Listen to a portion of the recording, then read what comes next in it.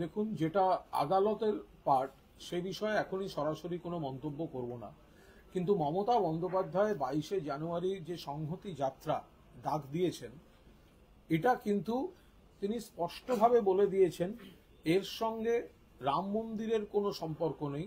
এটা 23শে জানুয়ারি নেতাজি সুভাষচন্দ্র বসুর জন্মদিন এবং 26শে জানুয়ারি সাধারণতন্ত্র দিবস। এই স্পিরিটের সঙ্গে সামঞ্জস্য রেখে দেশের অন্তরাত্মার ডাকে সাড়া দিয়ে সংহতি দিবস, সংহতির পদযাত্রা, সংহতির কর্মসূচি। তো যারা সব ধর্মকে নিয়ে একসঙ্গে চলবেন, সংবিধানকে মানবেন, সম্প্রীতি, ঐক্য, শান্তি, সংহতি মানবেন, তারা এই মিছিলে থাকবেন। স্বভাবতই যে বিজেপি মানুষের মধ্যে কেবল ধর্মীয় মেরুকরণের মাধ্যমে ভেদাভেদ করতে চায়, ভাঙাভাঙি করতে চায়, তো তাদের তো এই সংহতি যাত্রা পছন্দ হবে না, সংহতি মহামিছিল পছন্দ হবে না। ফলে তারা কুৎসা করছে, তারা বাধা দেওয়ার চেষ্টা করছে, তারা কোর্টে যাচ্ছে। কিন্তু এতে বিজেপির সংহতি বিরোধী, সম্প্রীতি বিরোধী মানসিকতাটা মুখোশটা খুলে যাচ্ছে। সাংসদ দিব্যেন্দু অধিকারী তিনি এই বিষয়ে আবার রাজ্যপালকে চিঠি লিখেছেন, স্বরাষ্ট্রমন্ত্রী অমিত শাহকে চিঠি লিখেছেন, যে আপত্তি করেছেন যে এতে সাম্প্রদায়িক সমস্যা তৈরি হতে পারে সমাজে। তৃণমূলের ভোটে জিতে, তৃণমূলের প্রতীকে জিতে, মমতা বন্দ্যোপাধ্যায়ের দয়ায় জিতে অধিকারী প্রাইভেট লিমিটেডের যেসব বাই প্রোডাক্ট এখন এই লোকসভার 2-3 মাস ভাঙার বাকি, তারা যখন এখন খোলস ছেড়ে সাপের আসল চেহারাগুলো দেখাতে যাচ্ছে, তাতে নিজেদের যে তারা কত বড় বিশ্বাসঘাতক, অকৃতজ্ঞ, বেঈমান, সেটাই ক্রমশ সামনে চলে আসছে, প্রমাণিত হচ্ছে।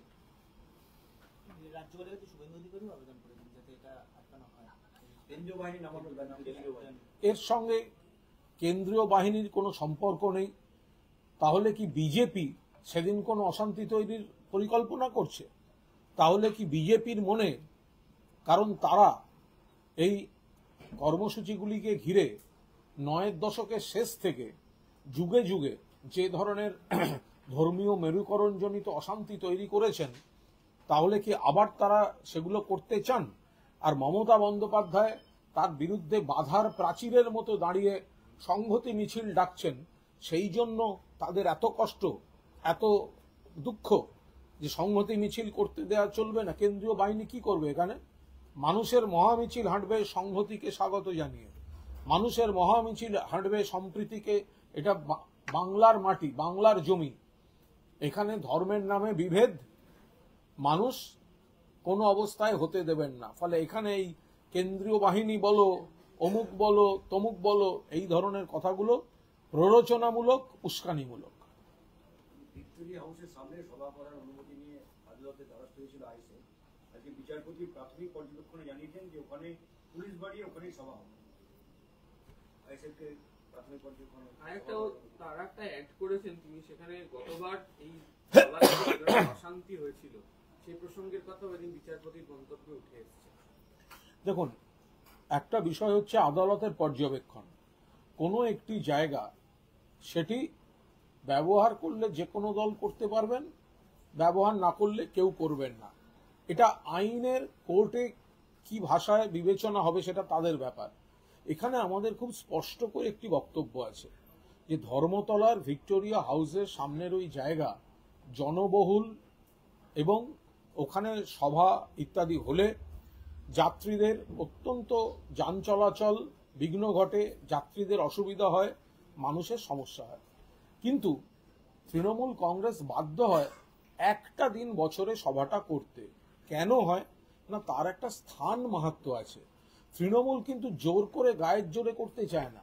তৃণমূল করতে চায় এই কারণে যে 1993 সালের 21শে জুলাই ওই জায়গায় বামফ্রন্ট সরকার, সিপিএম এর পুলিশের গুলিতে মমতা বন্দ্যোপাধ্যায়ের আন্দোলনের সৈনিকরা শহীদ হয়েছিলেন, শহীদের আর্তনাদ প্রতিধ্বনিত হয়েছিল, শহীদের রক্তে লাল হয়েছিল ধর্মতলার রাজপথ।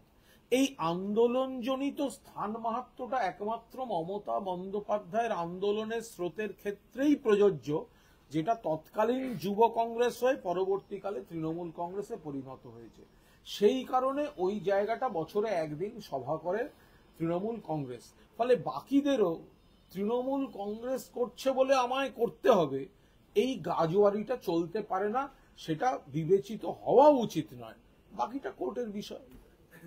এই সন্দেশকারী মামলায় শেখ শাহজাহানকে ওসামা বিন লাদেনের সঙ্গে তুলনা করলো সিবিআই। বললেন উনি বিভিন্ন সময় অডিও বার্তা পাঠাতেন, একসঙ্গে অডিও বার্তা পাঠিয়ে একত্রিত করার চেষ্টা করতেন। সিবিআইকে জিজ্ঞাসা করব, যখন বিজেপির হয়ে অবিজেপি কোনো দলের নেতাকে বা নেতাদের টার্গেট করে প্রচার হয়, তখন নানা ধরনের সংলাপ, নানা ধরনের বিশেষণ দিয়ে বিজেপির হাত শক্ত করা হয়, কুৎসা করা হয়। শুভেন্দু অধিকারী এই নামের যে চোর, ঘুষখোর, তোলাবাজ, তার বিরুদ্ধে সিবিআই এফআইআর করেছিল। তো সেই শুভেন্দু অধিকারী যখন নাকের ডগায় বিজেপির উঠোনে খেলা করে বেড়াচ্ছে, তখন সিবিআই এর কোন বিশেষণ কাজ করে, কোন জাদু কাজ করে যে তখন বিজেপিতে জয়েন করার জন্য সিবিআই এর এফআইআর নেমড চোর তোলাবাজ শুভেন্দু অধিকারীকে অ্যারেস্ট করা যায় না? সিবিআই একটা সেন্ট্রাল এজেন্সি, কিন্তু তার গলা থেকে বিজেপি আর বিরোধীদের স্বর প্রতিধ্বনিত হচ্ছে। যে সিবিআই চোখের সামনে সিবিআই এর এফআইআর নেমড চোর শুভেন্দুকে ধরতে পারে না, তাদের মুখে কোনো বড় বড় কথা শোভা পায় না।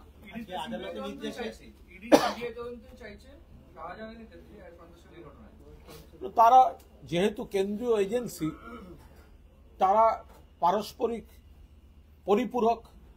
ইডি চাইবে সিবিআই এর হাতে থাক, সিবিআই চাইবে ইডির হাতে থাক।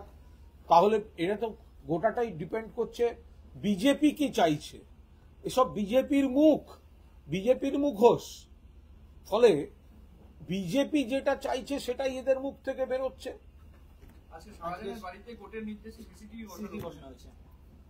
বসানো হয়েছে, সিসিটিভিতে যা ছবি উঠবে বাকিরা দেখবেন। বিচারপতি তিনি বলছিলেন এই ঘটনাতে যে সিবিআই এবং রাজ্য পুলিশকে তাদের একজন করে এসপি পদমর্যাদার অফিসারের নাম দিতে। দেখা গেল সিবিআই এর বক্তব্য যে আমরা এই নামটা দেব না, তাতে তদন্তের ক্ষেত্রে অসুবিধা তৈরি হবে। এটা প্রশাসনিক বিষয় এবং তদন্তে বিচারাধীন একটা আদালতে একটা প্রসেস চলছে। এখন আদালত যা চেয়েছে সেটা সিবিআই কেন দিচ্ছে না, কি জন্য দিচ্ছে না, সেগুলি একটু দেখাশোনার পর এ বিষয়ে আমরা মন্তব্য করতে পারবো। এটা সম্পূর্ণ এখন একটা প্রাথমিক পর্যায়ে আদালতে আলোচনা হচ্ছে, এখানে আলাদা করে কোনো মন্তব্য থাকতে পারে না। তবে আমরা অতীতে দেখেছি যে আদালত সিবিআই এর কোনো অফিসারদের নাম চেয়েছেন, কোনো অফিসারদের নিয়ে কোনো সিট বা কিছু গঠন হয়েছে, আবার পরবর্তীকালে আদালতই বলেছেন অমুক অফিসারকে দিয়ে হবে না, তমুক অফিসারের বিরুদ্ধে অভিযোগ আছে, তমুক অফিসারকে চেঞ্জ করতে হবে। তো এগুলো এই হই হই করে সিবিআই ডাকা, সিবিআই অফিসারদের নাম চাওয়া, আবার দুদিন বাদে তাদের অপদার্থতার অভিযোগে চেঞ্জ করার চেষ্টা করা, এই গোটা জিনিসটাই কিন্তু আমরা আদালতে দেখতে পাচ্ছি। শাহজাহানের বাড়ি সিসিটিভিতে বসছে, তা দেখা যাচ্ছে যে তার লাইন কানেকশন হচ্ছে আবার তার ভাইয়ের বাড়ি, মানে ভাইয়ের ঘরে। ভাই চাইলে ওটা অন হবে, ভাই চাইলে ওটা অফ হবে। একেবারেই বলতে পারবো না, এটা কোথাও না কোথাও তো বসাতে হয়। প্রশ্নটা হচ্ছে তার ফুটেজ পাওয়া যাচ্ছে কি পাওয়া যাচ্ছে না। এখন সেটা কোথায় বসানো আছে, কোথায় আছে, সেগুলো এখন ওই বাড়িতে কি সিস্টেম, ওখানে কোথায় বসালে কোন তার যায় কোথায়, এগুলো তো বলা সম্ভব নয়।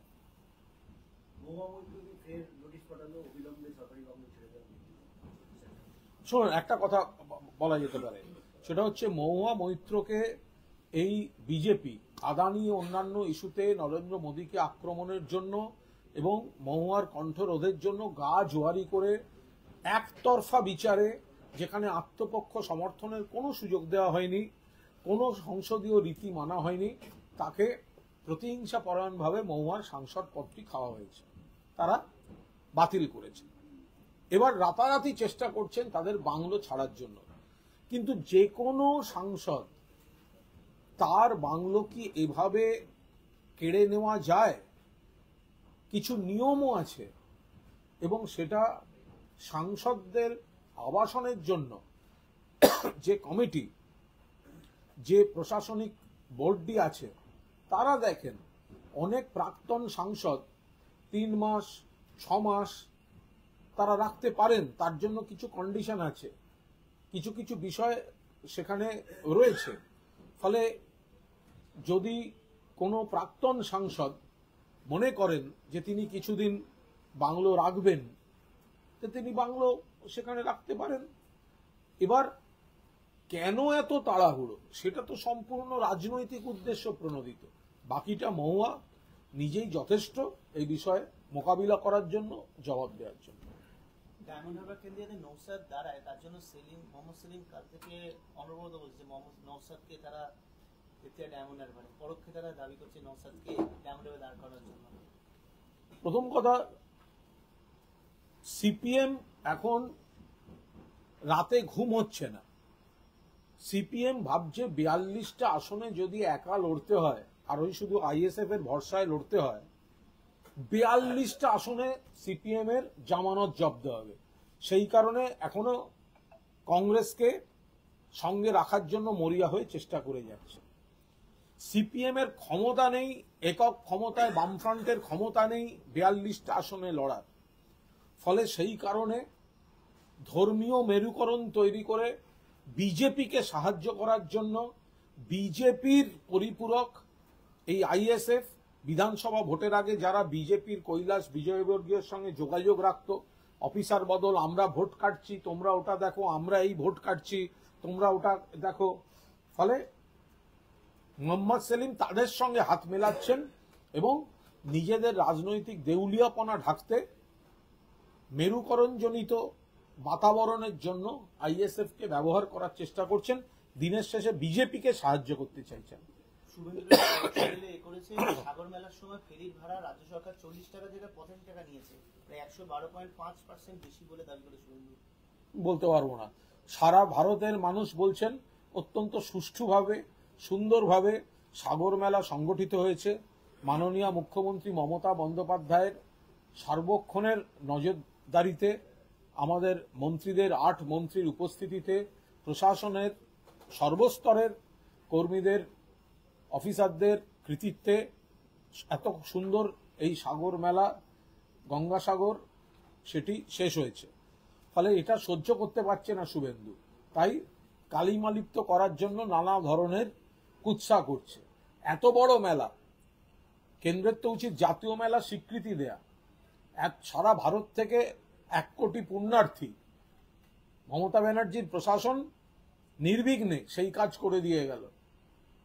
ফলে এই জায়গায় দাঁড়িয়ে শুভেন্দু কুৎসা করার চেষ্টা করছে।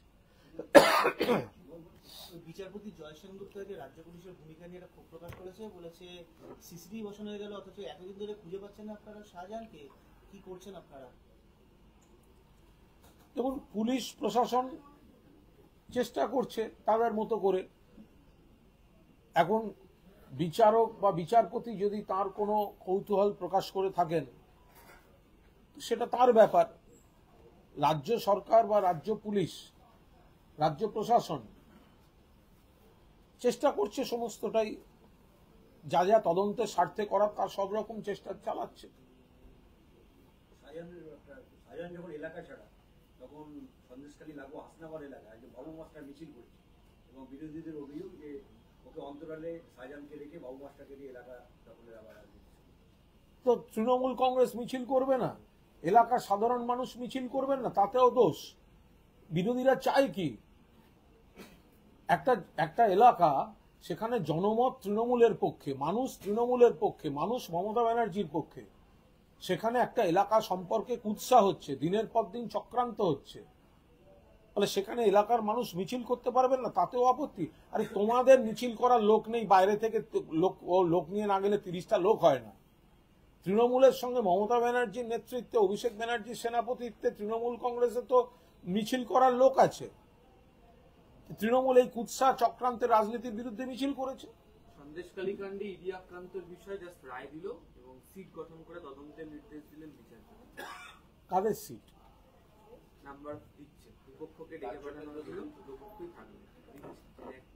না, এটা কোর্টের বিষয়। কোর্ট যদি কোনো সিদ্ধান্তে পৌঁছে থাকেন সেটা তার বিষয়, এবং এই বিষয়ে অন্য যদি কোনো বিকল্প কোনো বক্তব্য থাকে তাহলে রাজ্য সরকারের আইনজীবীরা সেখানে রয়েছেন, তারা যথাযথভাবে বলবেন। এই বিষয়ে এই মুহূর্তে দলের কোনো বক্তব্য নেই। ওরা চাইছিল অনলি সিবিআই করুক, কিন্তু দেখা যাচ্ছে যে সিবিআই এবং রাজ্য পুলিশের যৌথ টিম করে তদন্তের নির্দেশ দেওয়া। আর এদের জয়সন একটা কথা বলেছে যে পুলিশ ধরতে পারে না, আপনারা মনে করছেন সিবিআই গিয়ে সঙ্গে সঙ্গে ধরতে পারবে?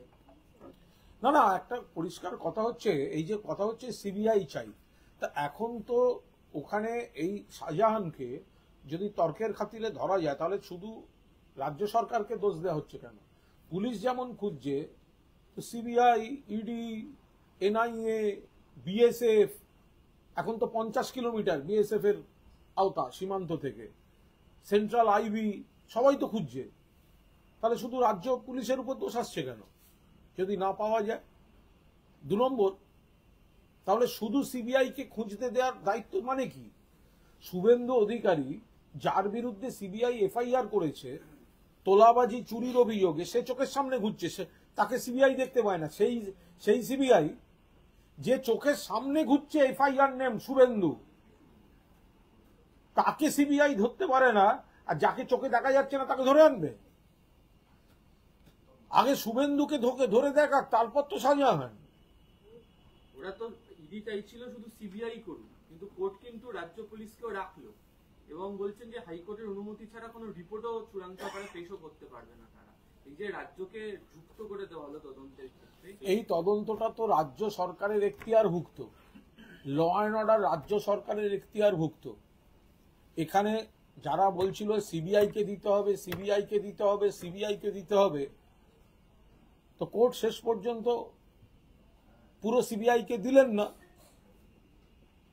এখন যেটুকু এই যৌথ কমিটির কথা, তাহলে সিবিআই এর এফআইআর এ অভিযুক্ত শুভেন্দুদের ধরবে না, শাহজাহানের বেলায় সিবিআই ধরতে যাবে, এ কেমন কথা? ফলে যারা শুধুমাত্র কেন্দ্রীয় এজেন্সির হাতে দিয়ে দিতে হবে গোটাটা, সেই কথাটা তো পুরোপুরি রক্ষিত হলো না। কিন্তু আবার বলছি, বিএসএফ, সেন্ট্রাল আইবি, অন্যান্য এজেন্সিগুলো তো অ্যাক্টিভ আছে, তাদের কে ধরতে বারণ করেছে শাহজাহান? এটা মূলত হাইকোর্ট মনিটরিং তদন্ত। হ্যাঁ, কোর্টের নির্দেশে পুরো তদন্ত হবে, যা হবে সবাই চোখের সামনে দেখতে পাবেন। হাইকোর্ট যদি মনে করেন হাইকোর্টের নির্দেশে তদন্ত হবে মনিটরিং এ, তো কোর্টের উপর তো কথা বলা যাবে না। কথা বলতে গেলেও সেটা আইনি ভাষায় কনসার্ন পার্টি যারা আছেন তারাও নিশ্চয়ই লিখিতভাবে তার বক্তব্য জানাবেন যদি কিছু বলার থাকে। তার আগে পর্যন্ত এই বিষয়ে আলাদা করে কিছু বলার নেই। প্রাথমিক চাকরির ক্ষেত্রে বৈধ নয় বিয়ে দেশের শীর্ষ আদালত বলতে পারবো না, টেকনিক্যাল বিষয়। বুথ স্তরের কর্মী থেকে দিল্লির নেতাদের সঙ্গে সমন্বয় রক্ষার জন্য ভোটের আগে নমো অ্যাপ অভিযান চালু করতে দিয়ে প্রত্যেকটা কর্মীর মোবাইলে নমো অ্যাপ ডাউনলোড করা, যার মাধ্যমে সমন্বয়টা বাড়ানো দিল্লির নেতাদের সঙ্গে বুথ স্তরের।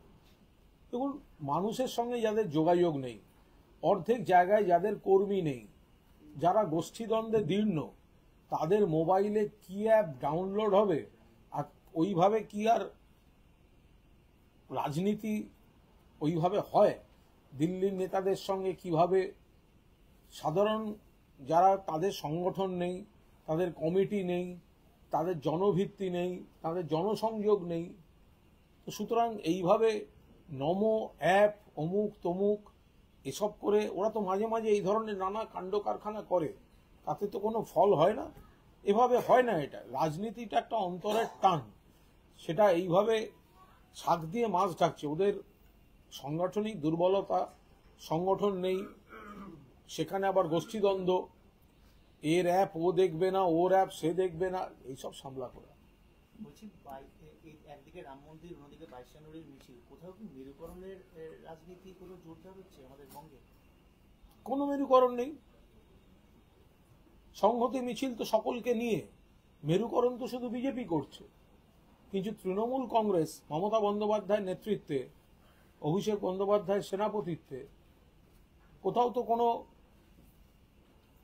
মেরুকরণের ব্যাপার নেই। সকলকে নিয়ে চলা, সব ধর্মকে নিয়ে চলা, সমাজের সব শাখার মানুষকে নিয়ে চলা, একসঙ্গে চলা, ঐক্যবদ্ধভাবে চলা, সম্প্রীতি রাখা, সংহতি, সেই জন্যই তো নাম সংহতি মিছিল। বকেয়া ডিএর দাবিতে যে শিক্ষক শিক্ষিকারা বিকাশ ভবন অভিযান করবে, বঙ্গীয় শিক্ষক শিক্ষাকর্মী সমিতির ব্যানারে তারা গিয়ে ডেপুটেশনও দেয় বিকাশ ভবনে। সবই হলো, শুধু একটা জিনিস বোঝা গেল না, তারাই মামলা করবেন, মামলাও চলবে আন্দোলনও চলবে, দুটো কি করে একসঙ্গে হতে পারে? যারা ডিএ নিয়ে আন্দোলন করছেন করতে পারেন, কিন্তু আপনারা তো মামলাও করেছেন, তাহলে মামলার জন্য অপেক্ষা করুন।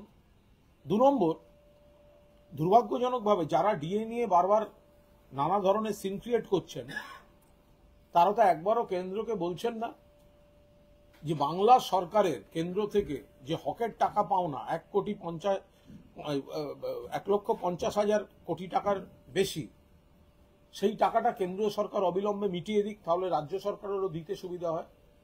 তারা তো বিরোধীদের দোকান খুলে বসেছেন ডিএ আন্দোলনের নামে।